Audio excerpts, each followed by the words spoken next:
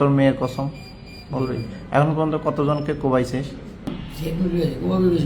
কোবা কইবেন কয়টা হইতে পারে?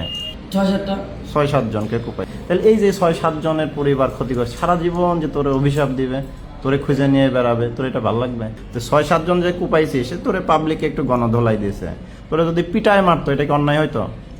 হ্যাঁ, তুই 12টা মামলার আসামি, তোর নামে 5টা রানিং ওয়ারেন্ট চলতেছে, তুই আবারও 3 মাস আগে জেল থেকে বের হয়েছিস, বের হয়ে আবারও চিন্তাই করলি কেন রে? না, তুই এদের সাথে কেন আবার মিশলি তাহলে? তুই তো লিডার, এদের লিডার কে তোদের? প্রত্যেকেই লিডার, প্রত্যেকেই কর্মী, তো এদের সাথে যোগাযোগ করিস কিভাবে? ও আচ্ছা, মানে এটা এদের সাথে দেখা হওয়ার পরে মানে চিন্তাটা আসে কিভাবে যে এখন চিন্তাই করবো? নিজের থেকে না থাকলে একটা চিন্তা ভাবনা ঘুরি রানিং দেওয়া জায়গা, মানে মূলত নেশার খাওয়ার জন্যই চিন্তাই করি। তাইলে যে বউ বাচ্চা চলে কিভাবে, সংসার চলে কিভাবে? বউ বাচ্চা চলে ছাড়া কাজ কাম করে দেশে কাজ করে, তাহলে তুই তো একটা কাপুরুষের চেয়েও তো অদম। তোর বউ বাচ্চা কাজ করে খায় আর তুই চিন্তাই করে নেশার জন্য মানুষ